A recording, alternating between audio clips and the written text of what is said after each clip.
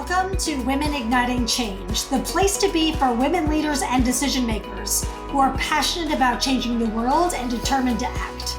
I'm your host, Robbin Jorgensen, former corporate executive, global speaker, and founder and CEO of Women Igniting Change. Let's dive in. Hey, change makers. Welcome back to the Women Igniting Change podcast. Today you are in for an extraordinary conversation.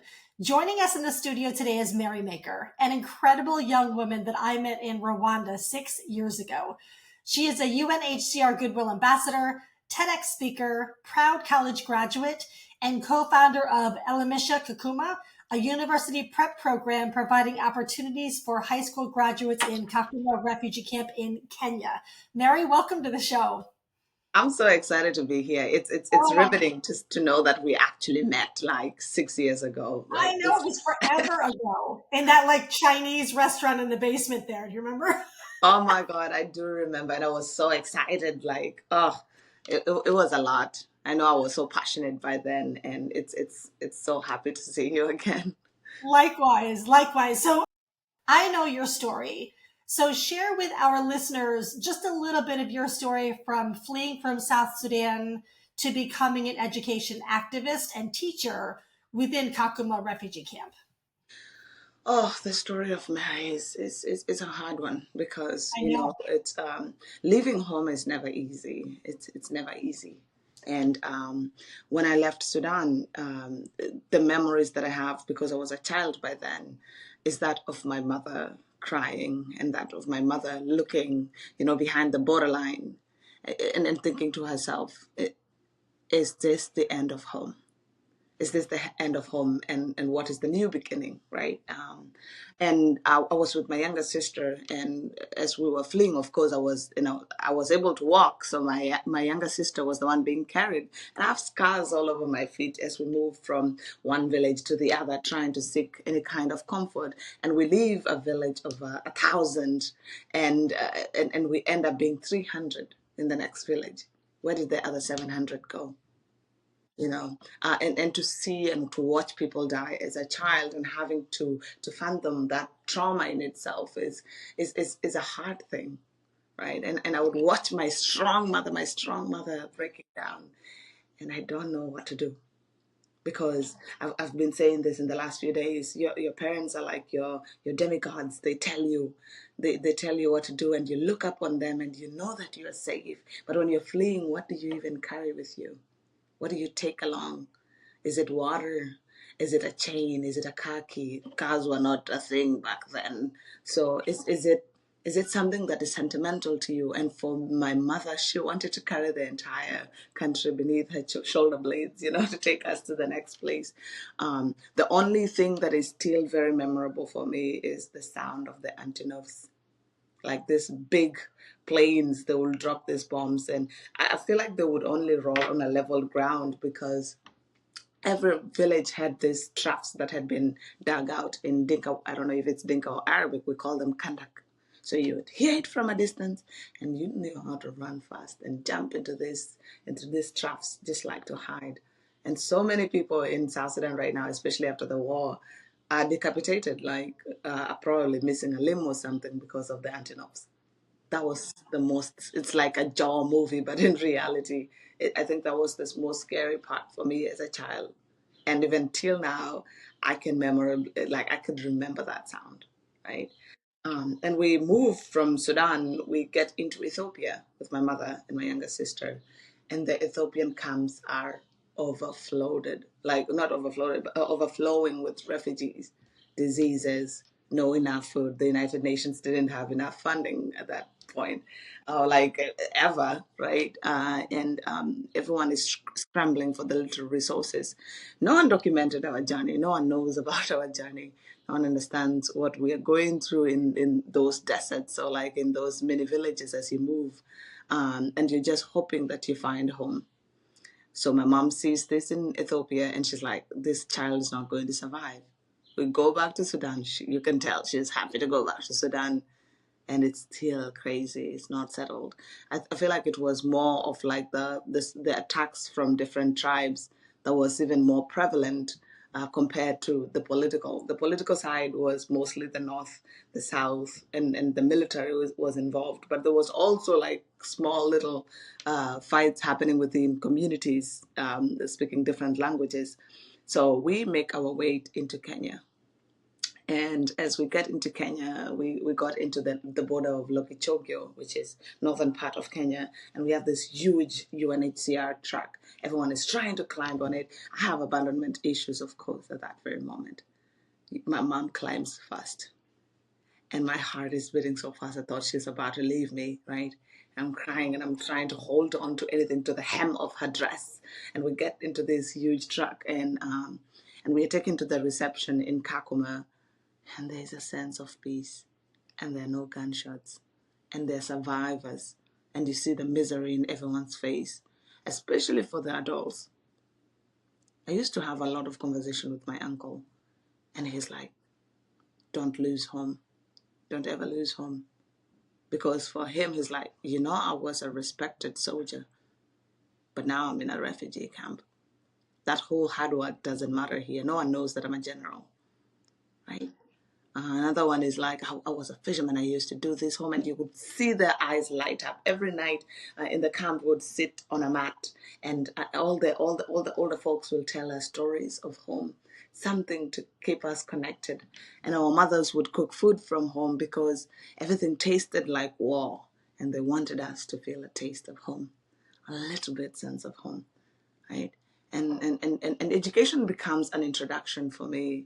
I was introduced to it because back in the days, or like back in Sudan, my dad actually went to school as a punishment because he came from a really small village, and only those that wanted to punish their kids will send their kids to school.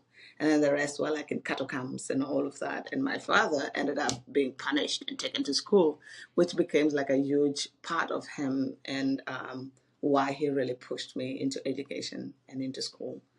So being in Kakuma, hearing the word education, I'm like, I must go try out this new nursery school. It's like a kindergarten. And my mom drops me. And I still used to cry a lot because I thought she was leaving me there. And I would see 200 kids in one tiny classroom, all of us scared, not knowing how to speak English because we're speaking all our mother tongue. There's Swahili, which is the national language in Kenya, and English being taught at the same time. They have different phonetics to them. So it was really difficult, and even that sense of assimilation. I really hated to assimilate. I hated to learn languages, and it should be a fun thing. But for me, it was a sign that I might move next. I was never sure that this is going to be permanent, right? It's either Amharic from Ethiopia. Now I don't have to remember that anymore. There's Arabic in my brain. There's Swahili. There's English. There's Dinka. I'm like, what? When I go to dream, what language do I dream in? How do I communicate? I want to feel like I belong. Do people judge my accent or anything that I say wrong? It's all these things as you're trying to learn. Learning in itself was a sense that I might not be staying here long. And I hated it as a child because I love stability, right? And I'm in this refugee camp, and in kindergarten, my mother would come to pick us at noon because school will only run from 9 a.m. to noon for kindergarten. We don't have a lot of attention span, right? And they would give us like dolls and BB5 as an incentive for coming to school. I'm like, oh, I love this thing. I love going to school, right? And I feel like the power that I got from even learning how to write my name on sand for the very first time. I kept practicing. I would tell my mom, okay, let me spell my name again. Nyiriak, my South Sudanese name, which means war or destruction or anything along those lines. I remember you telling me that. Yes, and I would write my name, and my mom is so proud. But even her she doesn't understand where this education is going to take me at the end of the day, right? And I grew up in the camp, and we thought the camps were temporal. And my mom was really unsettled by the fact that she was in a refugee camp without a job, having to be dependent on NGOs and fund and aid. And she wanted to do something more. And so many times she would sneak out of the borders to go see what's going on in Sudan. And it's not the same. And she would come back and would miss her. And as a child, I'm seeing a parent in unrest. She did, because her parents were still back in Sudan, and she was in the camp, and that did not sit well with her. And for me, I was trying to make a new life as a child, and we're just having fun. We don't understand the depth of war and what that means for us, right? So every single time, my mom used to make traditional beer, which then became illegal because sometimes it will produce methane instead of like all the contents that should be in alcohol, and she would serve it because as much as Sudan at that point was predominantly Muslim, we weren't allowed to drink. Drinking is like for those that are in misery. But like if you survive the war, they're like, let them drink their sorrows away. Leave them alone. My mom would make this traditional siko and serve it, and still very unsettled, wanting to go home. And for me as a child, like, the lazy river would start in the camp.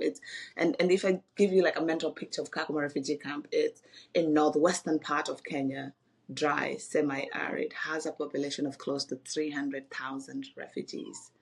300,000. It was started in 1992, and it's still in existence until today. So tucked away in the middle of nowhere. At least right now the roads are getting better.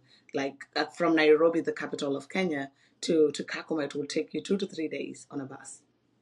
Sit it down, you arrive with your legs swollen and all of that.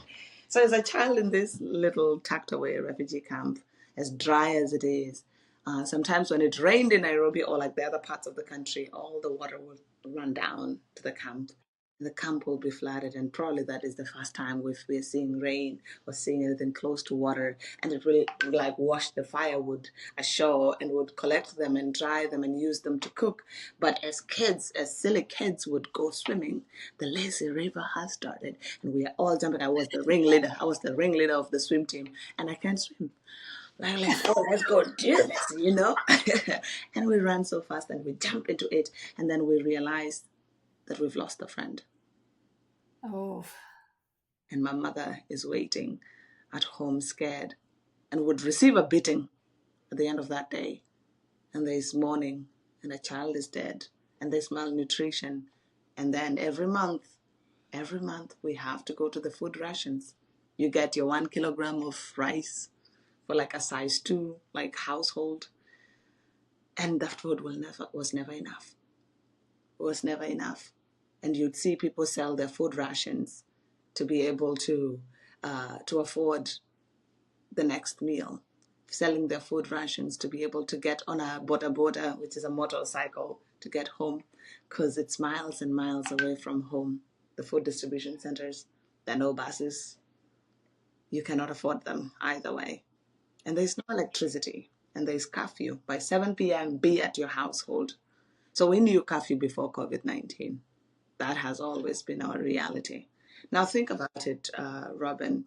In this camp, 1 month, 2 years. I'm turning 3.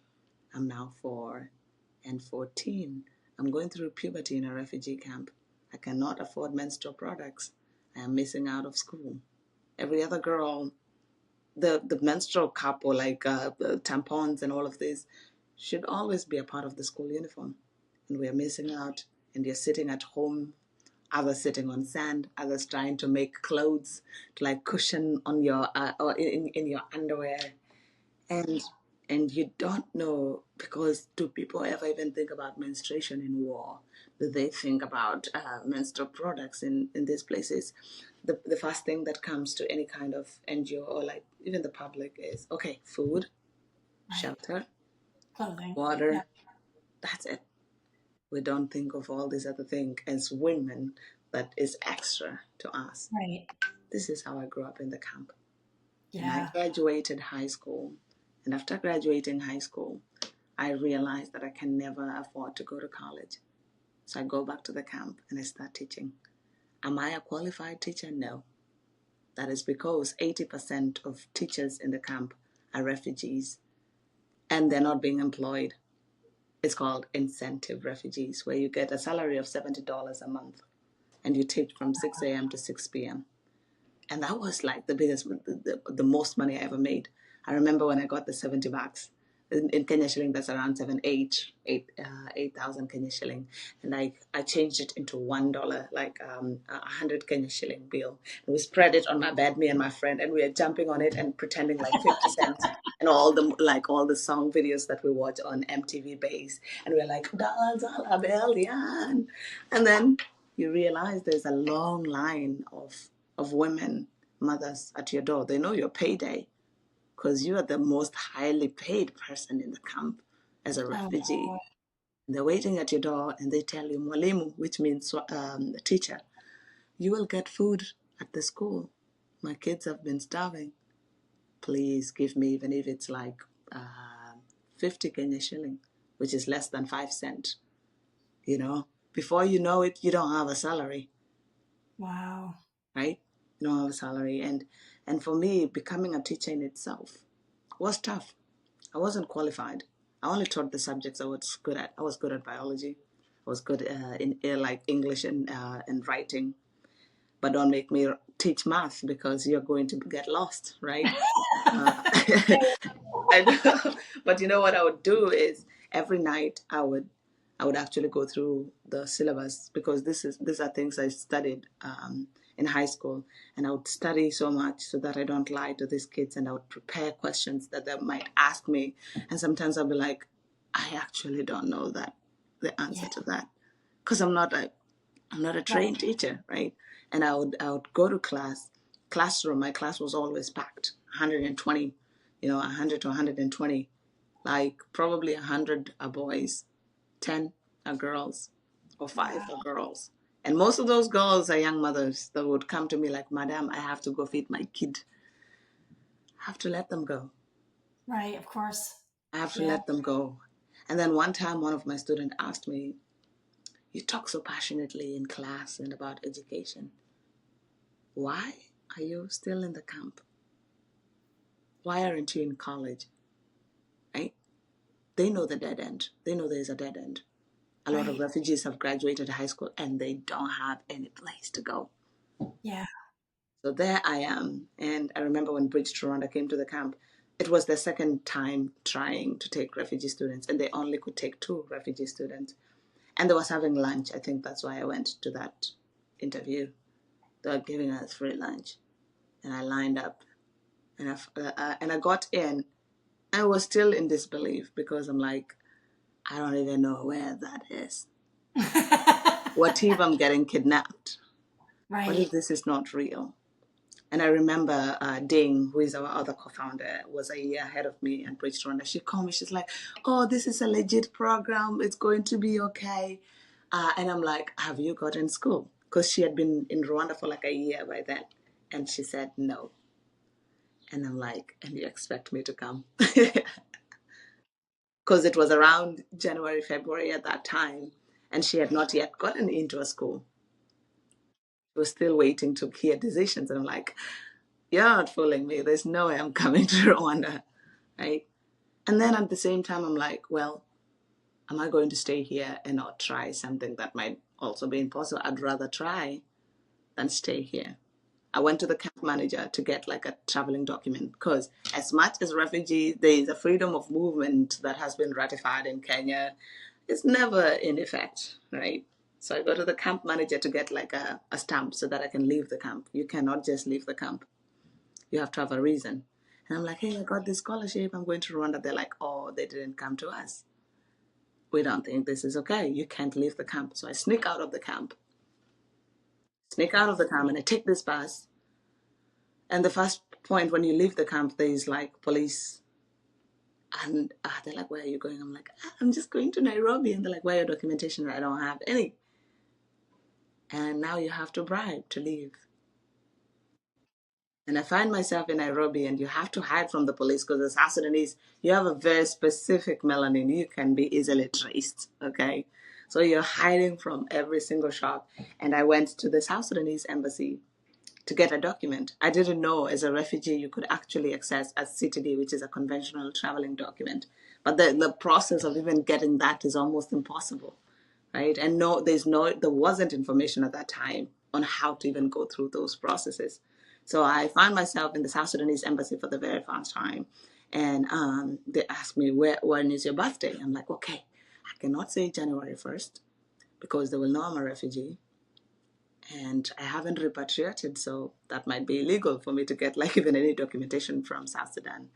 And I'm like, okay, middle of the year, June. I was born in June. That's how I came up with my birthday, June. I remember you and I had that conversation last year, and you're like, I don't really know, so I'm going to create one. Yeah. So I Yeah, created June. I'm like, okay, it's middle of the year, June 18th. I don't know why I came with the word 18, but like it's close to World Refugee Day, which was on the 20th. I'm like, right. okay, June 18th is my birthday. I became a Gemini. I should have read science before I kind of like just went ahead and kind of like just chose the birthday for no reason, you know? uh, and that became my new birthday. And I got like a paper traveling document to go to Rwanda. Yeah, And I remember when I made it to Rwanda, Deidre, who was our teacher, the lead teacher at that time, she came and picked me from the airport, and I couldn't stop talking because number one, I was nervous, hoping that this is something real. Okay, right. I was just chitty chatty the entire time, just like, okay, if I'm going to die today, I might as well just talk my life away. You know, I was Right. just talking, and she's just laughing as she drove me to Bridgeton. I met my classmates, and it was really a wonderful program, right? Being taught how to type, how to be a critical thinker, all of these things that would set me up for success in college rather than failure was really key to my journey. And I'm forever grateful for that. And I really wanted a replica of this in the camp. One of Yeah, two. I was one of two. That yeah. is as much as it's doing a lot as a drop in the ocean from where I Yeah, came so from. Bridge Right? to Rwanda, it's you graduate from high school in the camp, Yeah. and then Bridge to Rwanda. The whole purpose of that was to it's kind of like a prep year to get Hmm. you ready to go to university anywhere else in the world to learn those skills that you maybe didn't learn in high school. Yes, Yeah, exactly. beautiful. Uh, Yeah, so I was able to learn all of that and apply for universities. It was challenging because number one, I'm being introduced to a laptop probably for the very first time. Like you're learning how to type. My hands are shaky, and the academic interns are like, type faster. I'm like, this is so hard. Where is the Z? Where is the A? And all of this. Um, and it was really transformative. And we wanted something similar to that in the refugee camp. And so when I got into St. Olaf, I didn't even know where Minnesota is. I'm like, okay, Minnesota, I guess is where we are going, you know? as uh, soon as Tom told me you got into St. Olaf, I'm like, she's going to Minnesota. Of all the states, Minnesota. I know. I was like, oh my God, Minnesota. This is going to be hard. This is, and I did a lot of research, and I'm like, oh boy, this is going to be hard, right? And when I came, I was hungry for any kind of change, but the kind of welcome that I also even received coming to America was really profound for me, right? My host In mother what my host mom picks me up. She's a St. Olaf alum. Picks me up at the airport. And before coming to the airport, she actually had given me a call. And she's like, oh, this is my tiny house. You'll have your own bedroom. Like, my own personal bedroom? Okay, I love this, you know? And she picks me up and she'll take me shopping. And everything was overwhelming. Shopping was overwhelming. Think about it. Like, I wanted to go get coffee. And I'm right there standing at Caribou Coffee, and there is a long line of people behind me being so pissed that I don't know what to order. And I'm like, I right, just want coffee and milk. And they're like, so what do you want? Do you want 2%? Do you want 1%? Do you want right, skim milk? And I'm like, 2%? Where's the other 98? I was so right. questioning everything. I'm like, oh. And for some time, I really was scared of going to restaurants and to go into coffee shops because Because it it's was overwhelming. overwhelming. It is overwhelming. And it's harder, like most of my friends in college knew exactly what they need. Give me a Right, pinch of this and a splash of this. And I'm like, how do you know all of that? Right? right. And I felt like a toddler that is trying to learn again, coming back to that aspect of assimilation. And I was really scared. I'm like, always turn back to that little scared girl in the Yeah, sure. camp, trying to learn all over again. You think you've made it to stability, but no, you have to learn again. And my host mom was really helpful. I remember she would message all my professors, how is Mary doing in school? Did she sign up for classes? Because even that in itself was hard. Like back home, we have a timetable. That's it. You don't have a say in how you schedule your classes and all of that. But now I have to schedule my classes, and I have to put in mind that I need to make sure I graduate on time. It's a scholarship.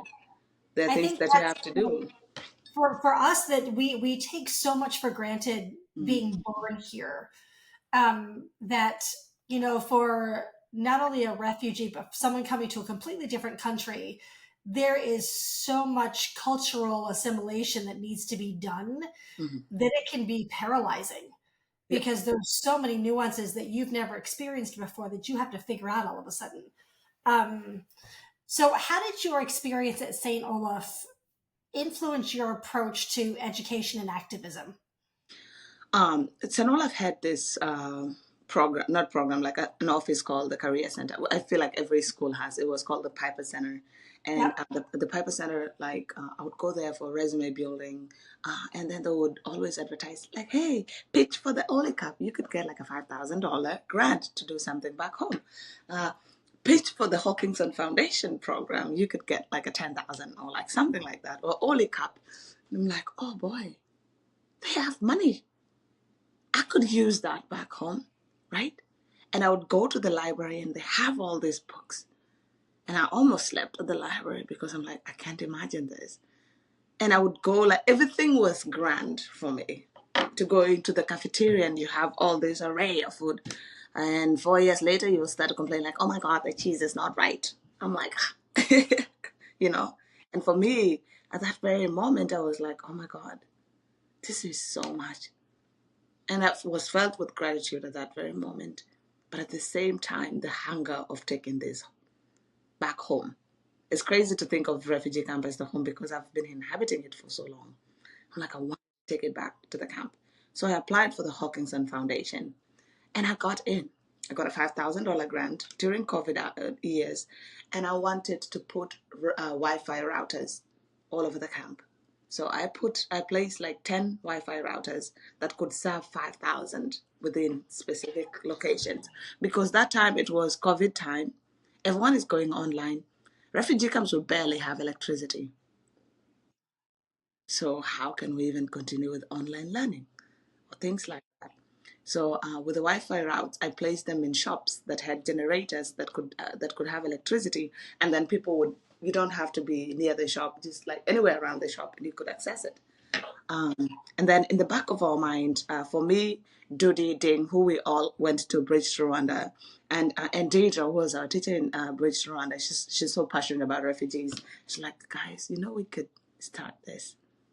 We could replicate this because since like we cannot afford to transport students, putting it in the camp makes much more sense, right?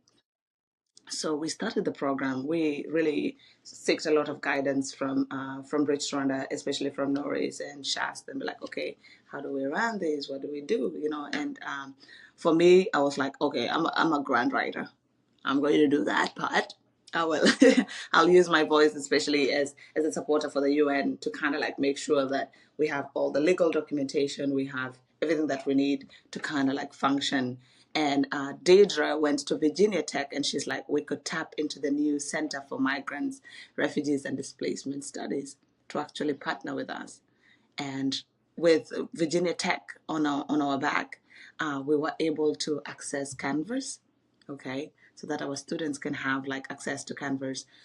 We were able to have teachers that volunteer their time to actually teach, like not even teachers, professors, actual professors, to train our students. And for on my end, I was taking advantage of every grant on campus, like literally, and I didn't know how to write a grant. And grant writing, that is 15 pages of like, why? Marketing, what is the gap? Why are you doing this? What did you see? What is the product? And I'm like, oh, this is painful. And over time, like right now, I could feel like a pro. I'm like, okay, I got the pro, I got the vision and all of this. And we really had to sit down and say, what is our values as Elimisha? We're serving refugees, right? We're not faith-based. We are more like on the humanitarian side of like, okay, this has to happen for refugees. Refugee was like the key part. and for it to be refugee led, right? So three of us is the co-founder with our teacher who has at least a master's in education. She was able to curate like a curriculum that will best fit. But now the biggest challenge was like, how do we even reach universities? Because number one, they will be like, okay, we don't trust you. There's trust that needs to be built. And this is where my advocacy comes in. I'm like, okay, I have a TED talk. I am a UN ambassador. This is my credential. I will knock at every university door to let them see what the camp is like. And most universities didn't know anything about the camp. So I would go and I remember we got the Student Advocacy Award through Duolingo. And I spoke there and I challenged every university because there were 300 universities in the room. I'm like, do you even know that we exist? Right? Do you have an understanding of refugee camps? Because we easily can be a part of the monolith of international students, but we are not. We don't have a home to go back to.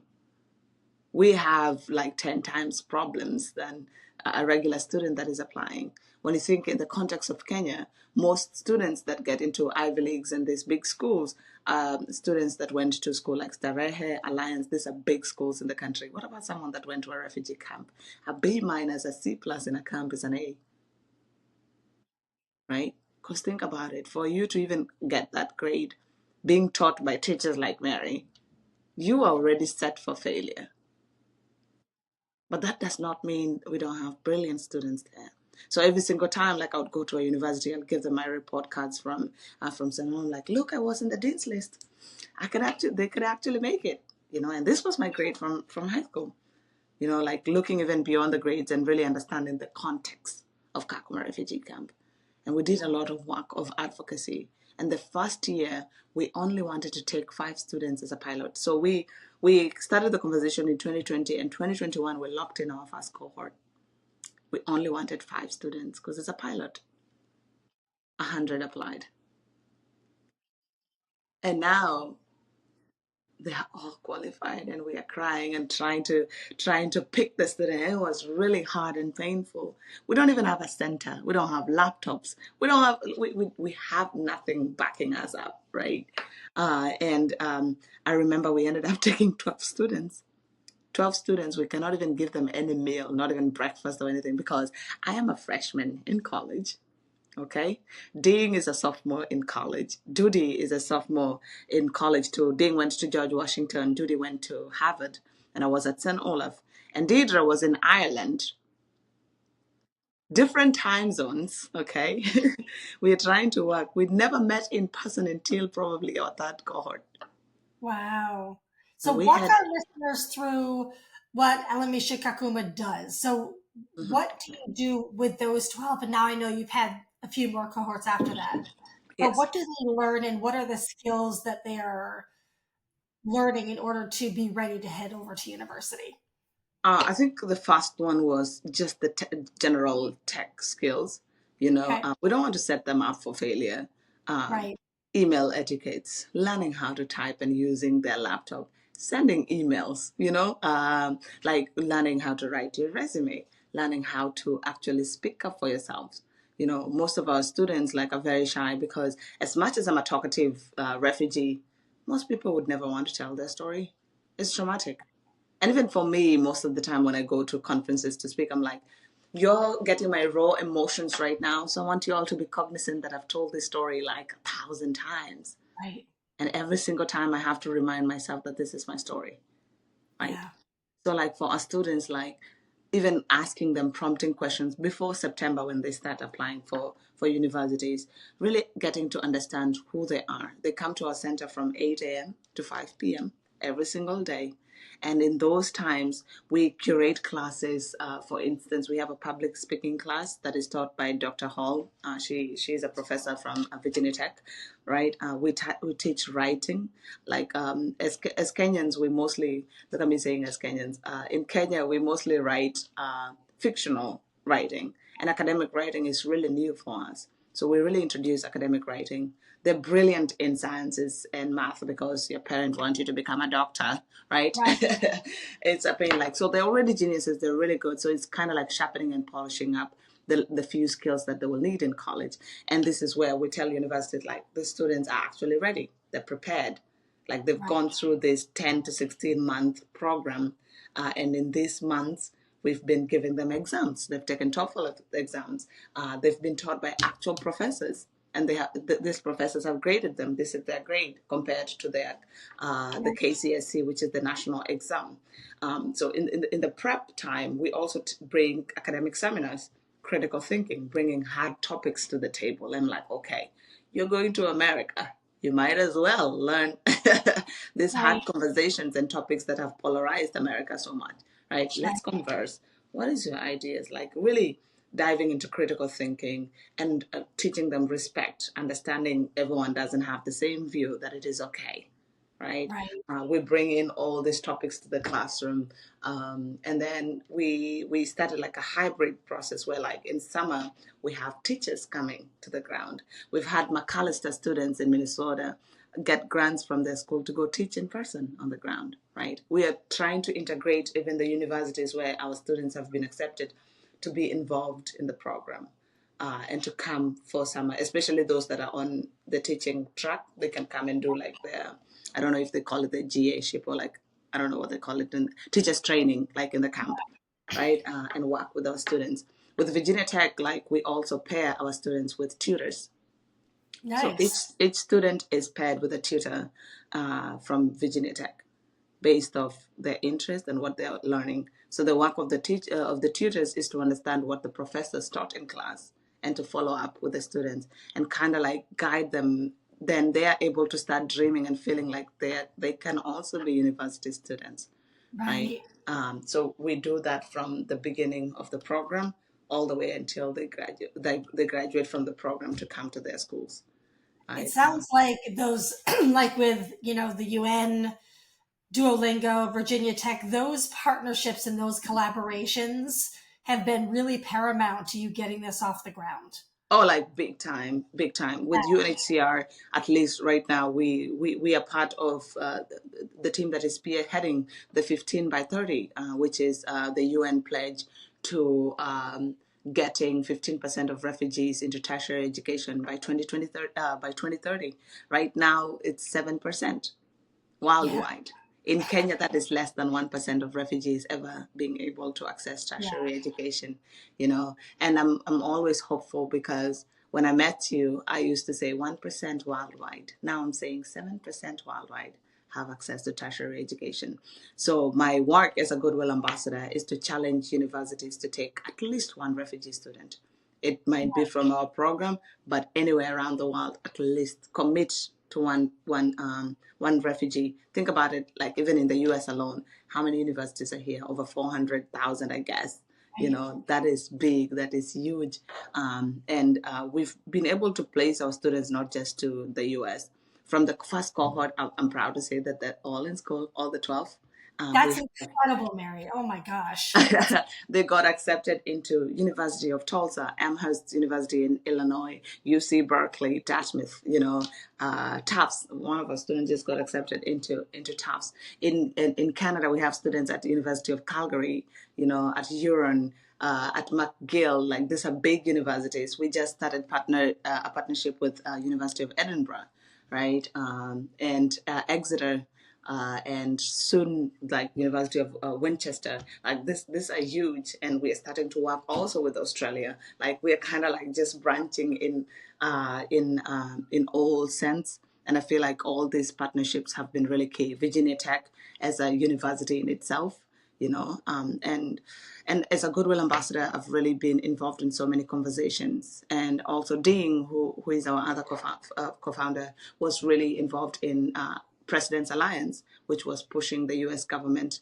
to at least involve or bring refugees, students as a resettlement pathway, right? yeah. And so far, I'm proud to say, like, at least the U.S. government was able to come up with this program called Welcome Core, right? Welcome Core on campuses. So universities can pick students, and they not only come as students, but as resettled refugees. Nice. Two of our That's students are coming in this year as resettled refugees, but also to Virginia Tech. So Virginia Tech became an example of a welcome call on sure. campus. And I'm Yeah. like, "Ah, this makes me so happy, right? So far, like we're in our fourth cohort of students, and we've placed over 29 students to over 21 universities. And some universities are a repeat. You know, they take our students like every year without fail, or two students each year. Amherst University, I'm going to put them out there. I don't know if I pronounce them well. Amherst University, the Illinois. I need to be Yep. specific. And they've really done so much for our students. And they're not even a welcome call on campus. They just wanted refugee students. And you can imagine what this new program, what this state program is going to do to so many refugees worldwide. Where, like, when you think of Elimisha Kakuma, what's the long-term vision 5 years from now, 10 years from now? What do you Oh, want?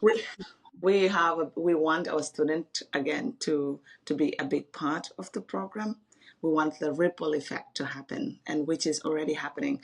One of our students, her name is Akon. She goes to Calgary University in Canada, and she started her own mentorship program in the camp called Kakuma Empowerment Program.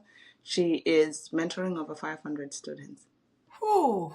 It wasn't just giving one student an opportunity. As refugees, we are hungry for change, for opportunities.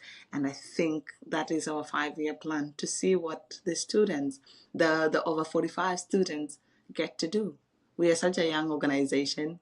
You know, Yeah. we are nonprofit. You know how the funding goes with that, and we really hope that the ripple effect gets to be big, that this gets to shake the world and make the world wants to act.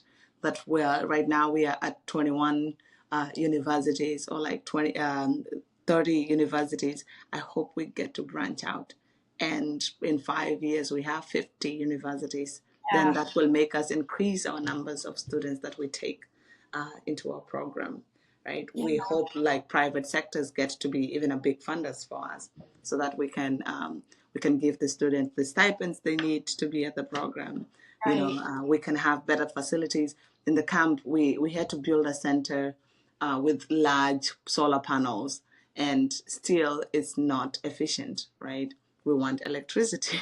I can't believe I'm even saying that. Like, we just need electricity, and Right. to be able to have a teacher on the ground. On World Refugee Day, we were fundraising for an on-ground teacher. Right now, we have a staff of 40. Everyone is volunteer based. Wow. Every single one. No one gets paid at Elimisha. We only have a facilitator on the ground that we pay probably around close to $200 a month, which is almost nothing, right? But the rest of us, all the co-founders, we have full-time jobs. This Right. is a this is an extra thing Project that we're doing. on the side. Yeah. Yes, on the side. What So I love is that not only you and your co-founders are, excuse me, beautiful representations of this, but the students, like, they don't just go through the camp, get over here, go to university, and say, see you later. Like, mhm. they want to give back and lift others out of the same situation and Yeah. help others that are in the camp. That is so huge. It is huge, Robin, and the reason is, think about it. We've been like caged in these camp walls. So when you get out, you remember you got out. Many a Right. times, like even as a speaker, as I'm speaking in spaces, I remind them that I am a success story and I got out. Someone Yeah. had to invest in me to be able to get out. Oof. You know, so like Right. challenge, and for us as refugee kids, we are always hungry to bring back, because we know what it felt like to be in that situation, and waiting, and hope diminishes over time. I've been saying that a lot. Hope diminishes over time, and education can become a false promise, a Yeah. stolen promise, right? You cannot be telling people education is the key, and there is a dead end in the camp. There's Right. thousands of applicants that are probably going 4 years in, still searching for opportunities. It makes the rest lose hope. So we Yeah. want to be a glimpse of light, and our students really know that.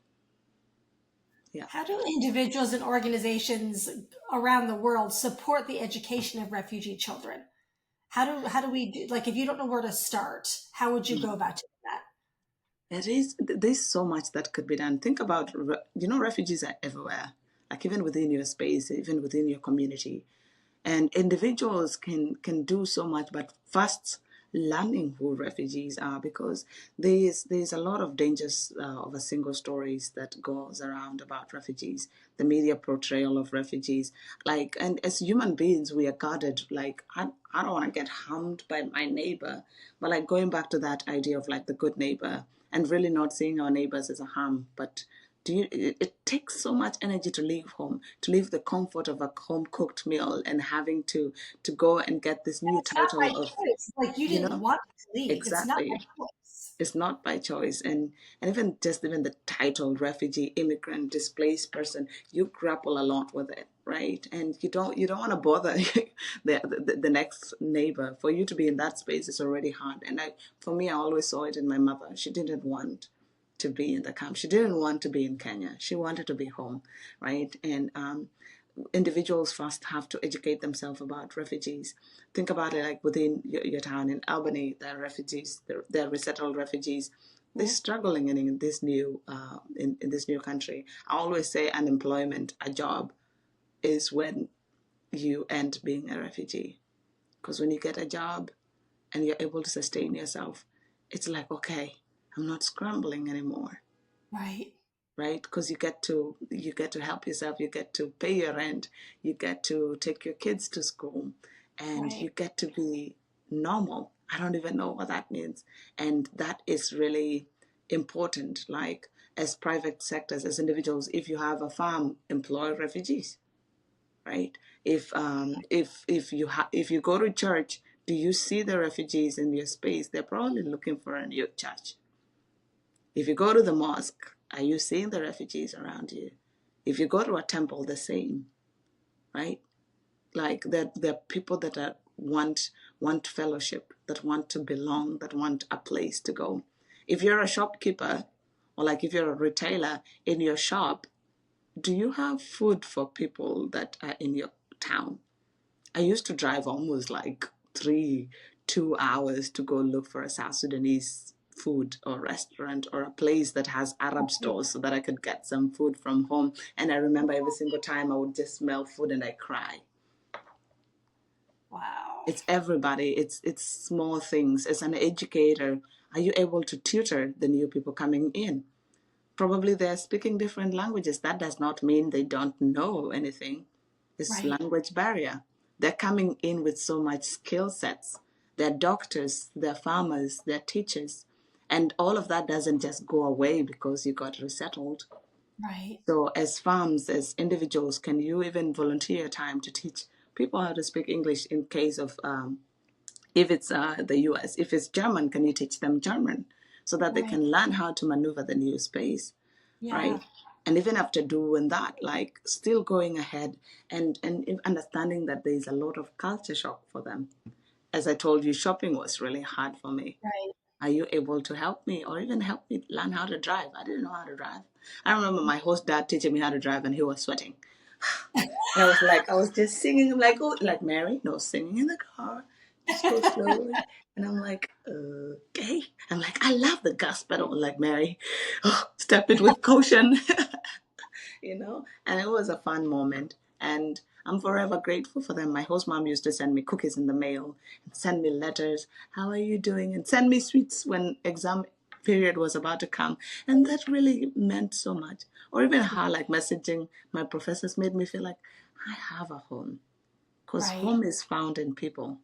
Home Right. is So, found in new spaces, yeah. right? So just thinking of everything around you and people around you, and like, invite us to the cookouts, invite us to the barbecues that are happening right now. It's summer, block parties and all of that. Like, invite people into your space.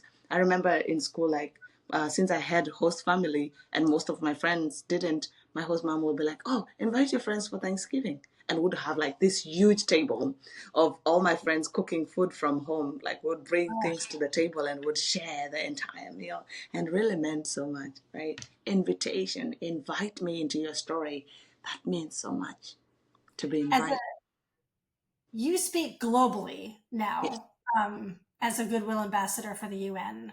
How do we get more refugee voices in those global discussions around education and humanitarian aid? Because to your Mm. point, those that are not educated on refugees or what refugees' lived experience is, how do we get more of those voices like yours in that global discussion? What do we do? I think this is where I've been challenging the people that put up these events.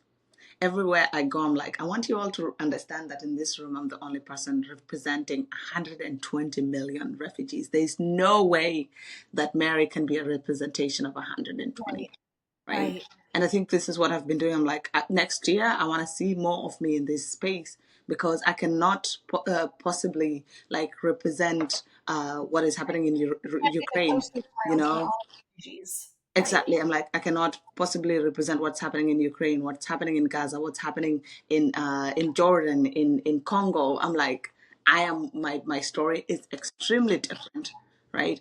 And I challenge nonprofits, not nonprofits, NGOs that work with refugees to really think of refugees as a co-creation process, invite us to the table. And what does that table look like? Because many a times that table was not prepared by us, I right? just got Many, chills when you said that. it is true because, like, again, you are wasting so much resources if you come in with a template to camps, to people that have been displaced and be like, oh, they might like this coat. Probably it's not their favorite color. Probably that's not the texture they like. Think about it, even you, when you go shopping, you have your very exact style and taste. And it's different from your sisters, from your mom, or probably a little similarity, but different. There's ways you like things to be. That is the same with different refugee camps. They're so different. And everyone has very different things. So when we're thinking of policies and all of these things, bring refugees to the table. Don't make the template for them. Let them make the template because they're the ones actually feeling the process. They're the ones going through the process.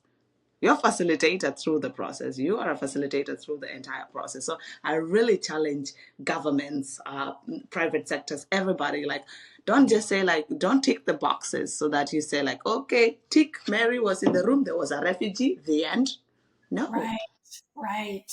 Yeah, no, check the box. You and I could talk all day. Like, I feel like we have to have you back on for like a part two.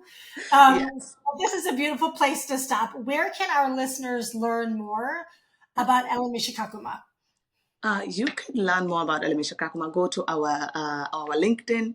We have Elimisha Kakuma. Our Instagram is also Elimisha Kakuma. And on our website, elimishakakuma.org, you're able to learn even more about our students, the programs that we give our students, the universities our students have been accepted to, how to help, how to donate, it doesn't have to be like monetary, like any skill that you can help. You could be a mentor to our students. So go ahead and sign up and let us know how you could help. If you feel rich enough, talk to me. You can donate to our programs and we can make more changes to the world. Be part of the solution. Always be part of the solution. I love Thank you. that. So, for our listeners, we will have links. We're going to have a lot of links for you. We're going to have links to Elimisha Kakuma. We'll have links to Mary's TED Talk, which, oh my God, the best TEDx talk ever.